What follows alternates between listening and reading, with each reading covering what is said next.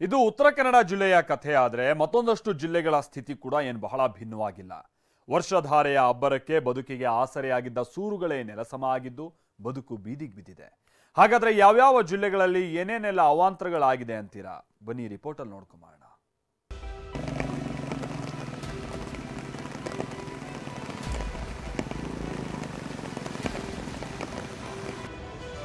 ಹೋಯ್ತವು, ಎಲ್ಲವೂ ಹೋಯ್ತವು. ಬದುಕಿಗೆ ಆಸರೆಯಾಗಿದ್ದ ಸೂರುಗಳೇ ಕಣ್ಣ ಮುಂದೆ ನೆಲಸಮ ಆದ್ವವು. ಸಂಕಷ್ಟ ಯಾರಿಗೆ ಹೇಳೋಣ, ಸಮಸ್ಯೆ ಸರಿಪಡಿಸಿ ಅಂತ ಯಾರನ್ನ ಕೇಳೋಣ? ಬಿಟ್ಟು ಬರ್ತಾ ಇರೋ ಮಳೆಯಿಂದಾಗಿ ರಾಜ್ಯದ ಹಲವು ಜಿಲ್ಲೆಗಳಲ್ಲಿ ಜನಸಾಮಾನ್ಯರ ಬದುಕಂತೂ ನರಕಮಯವಾಗಿದೆ. ವರುಣಾಸುರನ ಕಡುಕೋಪಕ್ಕೆ ಕಟ್ಟಿಕೊಂಡಿದ್ದ ಮನೆಗಳು ಗಡಗಡ ಅಂತಿದ್ದು ಬದುಕಿಗೆ ಗ್ಯಾರಂಟಿ ಇಲ್ಲ ಎಂಬಂತಾಗಿದೆ. ನಿಜ, ರಾಜ್ಯದಲ್ಲಿ ಅಂತ ಸುರಿಯುತ್ತಿರೋ ಮಳೆಯಿಂದಾಗಿ ಶುರುವಾಗಿರೋ ಅವಾಂತರಗಳು ಒಂದೆರಡಲ್ಲ. ಮಳೆ ಬಂತು ಅಂತ ಮನೆಯ ಒಳಗೆ ಇರೋ ಹಾಗಿಲ್ಲ, ಹೊರಗೋ ಹೋಗುವಂತಿಲ್ಲ. ಹಾಗಾಗಿದೆ ಜನರ ಪರಿಸ್ಥಿತಿ. ಹಾಗಾದ್ರೆ ಯಾವ್ಯಾವ ಜಿಲ್ಲೆಗಳಲ್ಲಿ ಏನೆಲ್ಲ ಸಮಸ್ಯೆ ಎದುರಾಗಿದೆ ಅಂತೀರಾ? ಆ ಕಣ್ಣೀರ ಕಥೆಗಳನ್ನೇ ಎಳೆಯಾಗಿ ತೋರಿಸ್ತೀವಿ ನೋಡಿ.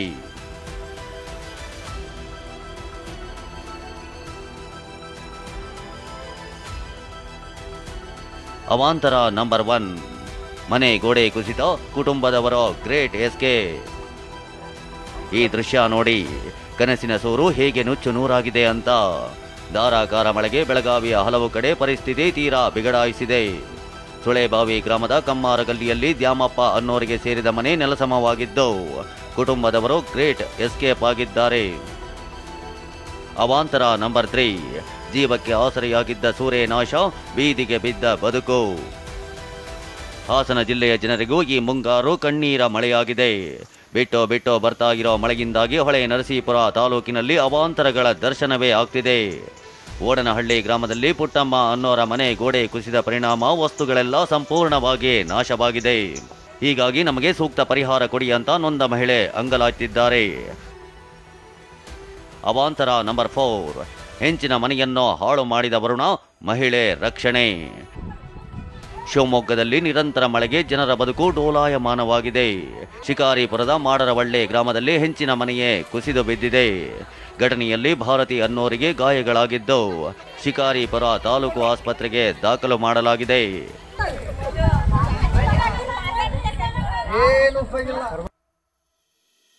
ಅವಾಂತರ ನಂಬರ್ 6, ಹೆದ್ದಾರಿ ಮೇಲೆ ಉರುಳಿ ಬಿದ್ದ ಮರ, ಸಂಚಾರ ಸ್ಥಗಿತ, ಸವಾರರು ಹೈರಾಣ. ಚಾಮರಾಜನಗರದಲ್ಲಿ ಗಾಳಿ ಮಳೆ ಅಬ್ಬರ ಅಷ್ಟಿಷ್ಟಲ್ಲ, ಬಿರುಗಾಳಿ ಸಹಿತ ಮಳೆಗೆ ಮರಗಳ ಬುಡಗಳೇ ಗಡಗಡ ಅಂತಿವೆ. ಹನೂರು ತಾಲೂಕಿನ ಆಂಡೇಪಾಳ್ಯ ಗ್ರಾಮದ ಬಳಿ ಹೆದ್ದಾರಿ ಮೇಲೆ ಬೃಹತ್ ಮರವೊಂದು ಬಿದ್ದಿದ್ದು ಸಂಪರ್ಕ ಸ್ಥಗಿತವಾಗಿದೆ.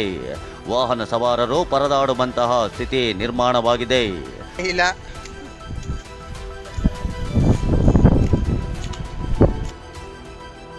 ಮರ ಬಿದ್ದು ಮನೆಗೆ ಹಾನಿ, ಬೈಕ್ ಜಖಂ. ಮೈಸೂರು ಜಿಲ್ಲೆಯ ಹುಣಸೂರು ತಾಲೂಕಿನ ಕಟ್ಟೆ ಮಳವಾಡಿ ಗ್ರಾಮದಲ್ಲೂ ಭಾರೀ ಅವಘಡ ತಪ್ಪಿದೆ.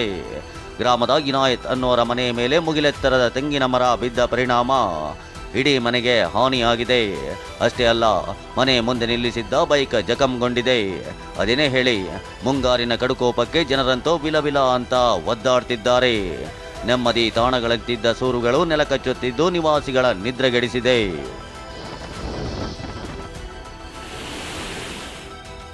Bureau report, TV9. ಮತ್ತೊಂದು ಕಡೆ ಈ ಮಳೆ ಆರ್ಭಟದಿಂದಾಗಿ ಜಲಮೂಲಗಳಿಗೆ ಜೀವ ಕಳೆ ಬಂದಿದೆ. ಹಳ್ಳ ಕೊಳ್ಳಗಳು ಉಕ್ಕಿ ಹರಿತಾ ಇದ್ದು ಜಮೀನುಗಳಿಗೆ ಜಲ ದಿಗ್ಬಂಧನ ಬಿದ್ದಿದೆ. ಇಷ್ಟೇ ಅಲ್ಲ, ಜಲಾಶಯಗಳಲ್ಲಿನ ನೀರಿನ ಮಟ್ಟ ಹೆಚ್ಚಳ ಆಗಿದ್ರೆ ಮತ್ತೊಂದು ಕಡೆ ಗುಜರಾತ್, ದೆಹಲಿ, ಮಹಾರಾಷ್ಟ್ರದಲ್ಲೂ ಕೂಡ ಮಳೆ ಆರ್ಭಟ ಜೋರಾಗಿದೆ.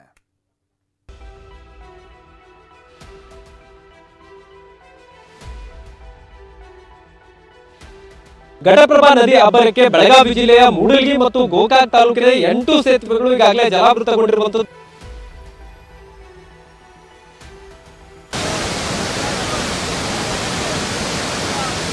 ನದಿಗಳು ಉಕ್ಕೇರುತ್ತಿವೆ, ಡ್ಯಾಂಗಳು ಹಾಲ್ನೊರೆಯಂತೆ ಧುಮ್ಮಿಕ್ಕುತ್ತಿವೆ. ಇಳೆ ಹಸಿರಿನಿಂದ ನಳನಳಿಸ್ತಾ ಇದೆ. ಅದರ ಮಧ್ಯೆ ಮಳೆ ಸಾಕಷ್ಟು ಅವಾಂತರಗಳನ್ನು ಸೃಷ್ಟಿಸ್ತಾ ಇದೆ. ಜನಜೀವನವನ್ನೇ ಅಸ್ತವ್ಯಸ್ತಗೊಳಿಸಿದೆ.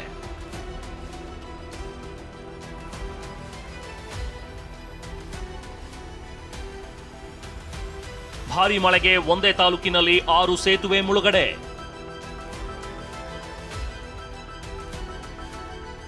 ಘಟಪ್ರಭಾ ಅಬ್ಬರಕ್ಕೆ ಬೆಳಗಾವಿಯ ಮೂಡಲಗಿ ತಾಲೂಕಿನಲ್ಲಿ 6 ಸೇತುವೆ ಮುಳುಗಿವೆ.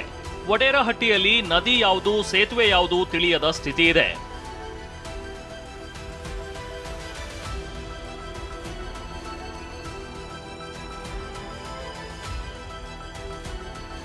ಮೂರು ದಿನ ಆಯ್ತು ರೀ ಬ್ರಿಡ್ಜ್ ಬಂದ್ ಆಗೈತೆ ಸರ್.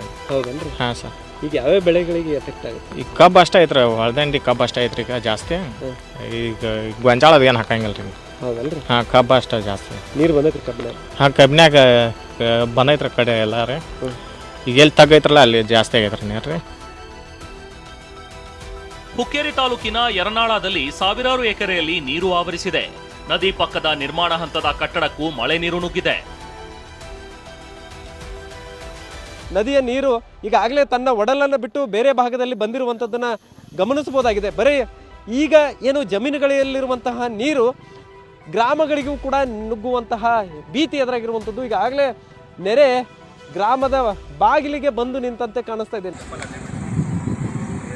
ಚಿಕ್ಕೋಡಿಯ ಕಲ್ಲೋಳ ಗ್ರಾಮದಲ್ಲೂ ಸಹ ಪ್ರವಾಹ ಭೀತಿ ಇದೆ. ಕೃಷ್ಣಾ ನದಿ ಭೋರ್ಗರೆತಕ್ಕೆ ದತ್ತ ಮಂದಿರ ಜಲಾವೃತಗೊಂಡಿದ್ರೆ ಸೇತುವೆ ಕೂಡ ಮುಳುಗಡೆಯಾಗಿದೆ.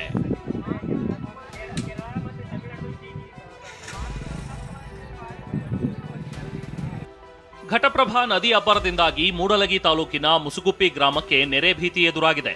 ನದಿ ಅಪಾಯದ ಮಟ್ಟ ಮೀರಿ ಹರಿತಾ ಇದೆ. ಇದರಿಂದಾಗಿ ಕಬ್ಬು ಸೇರಿ ಹಲವು ಬೆಳೆಗಳು ಜಲಾವೃತವಾಗಿದ್ರೆ ಲಕ್ಷ್ಮೀದೇವಿ ದೇಗುಲಕ್ಕೆ ಜಲ ದಿಗ್ಬಂಧನವಾಗಿದೆ. ಮಹಾರಾಷ್ಟ್ರದಲ್ಲಿ ಮಳೆ ಅಬ್ಬರಿಸ್ತಾ ಇರೋದ್ರಿಂದ ಕೃಷ್ಣಾ ನದಿಗೆ 1.20 ಲಕ್ಷ ಕ್ಯೂಸೆಕ್ ನೀರು ಬಿಡಲಾಗಿದೆ.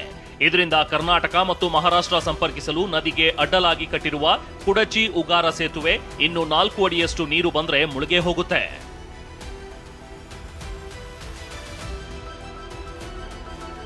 ಮೈದುಂಬಿದ ಜೀವನದಿ, ಕಾವೇರಿ ಕೊಳ್ಳದ ರೈತರಲ್ಲಿ ಮಂದಹಾಸ.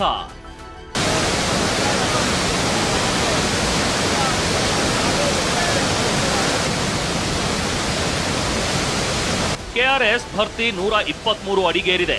1 ಅಡಿ ನೀರು ಬಂದ್ರೂ ರಾಜ್ಯದ ಹೆಮ್ಮೆಯ ಕೃಷ್ಣರಾಜ ಸಾಗರ ಜಲಾಶಯ ಸಂಪೂರ್ಣ ಭರ್ತಿಯಾಗುತ್ತೆ.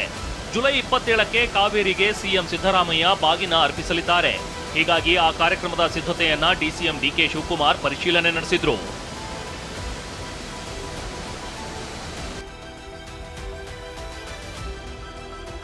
ಬೃಂದಾವನ ಬೋಟಿಂಗ್ ಪಾಯಿಂಟ್ ಜಲಾವೃತ.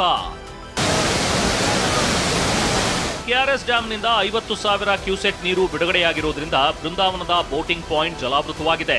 ಕಾವೇರಿ ನೀರಾವರಿ ನಿಗಮ ಬೋಟಿಂಗ್ ಮತ್ತು ಸಂಗೀತ ನೃತ್ಯ ಕಾರಂಜಿಯನ್ನ ತಾತ್ಕಾಲಿಕವಾಗಿ ಸ್ಥಗಿತಗೊಳಿಸಿದೆ. ಕೆಆರ್ಎಸ್ ಜಲಾಶಯದಿಂದ 50,000 ಕ್ಯೂಸೆಕ್ ನೀರನ್ನ ಕಾವೇರಿ ನದಿಗೆ ಬಿಟ್ಟಿದ್ದಾರೆ. ಈ ಹಿನ್ನೆಲೆಯಲ್ಲಿ ಕೆಆರ್ಎಸ್ ಬೃಂದಾವನದಲ್ಲಿರುವಂತಹ ಬೋಟಿಂಗ್ ಪಾಯಿಂಟ್ ಹಾಗೂ ಮ್ಯೂಸಿಕಲ್ ಫೌಂಟೇನ್ ಅನ್ನು ಕೂಡ ಸ್ಥಗಿತ ಮಾಡಿರುವಂಥದ್ದು. ನಾನಿವಾಗ ಸ್ಥಳದಲ್ಲಿದ್ದೀನಿ.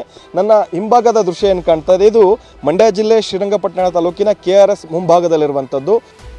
ಶ್ರೀರಂಗಪಟ್ಟಣದ ರಂಗನತಿಟ್ಟು ಪಕ್ಷಿಧಾಮದಲ್ಲಿರುವ ದೋಣಿ ವಿಹಾರವು ಬಂದ್ ಮಾಡಲಾಗಿದೆ.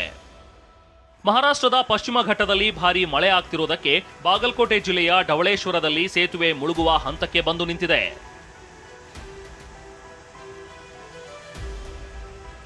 ಇಲ್ಲಿ ನೋಡಿ, ರಸ್ತೆಯಲ್ಲಿ ನೀರು ನಿಂತು ಕೆರೆಯಂತಾಗಿದೆ. ಅದರಲ್ಲೇ ಮಕ್ಕಳು ಈಜುತ್ತಿದ್ದಾರೆ. ಇದು ಗುಜರಾತ್ನ ಸೂರತ್ ರಸ್ತೆಗಳಲ್ಲಿ ಕಂಡುಬಂದ ದೃಶ್ಯ.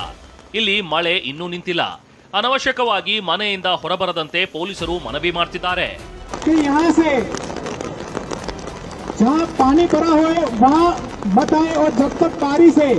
ಮಹಾರಾಷ್ಟ್ರದಲ್ಲಿ ನಿರಂತರ ಮಳೆ ಸುರಿತಾ ಇದ್ದು ಮುಂಬೈನ ಮರೀನಾ ಬೀಚ್ನಲ್ಲಿ ಅಲೆಗಳ ಅಬ್ಬರ ಜೋರಾಗಿದೆ.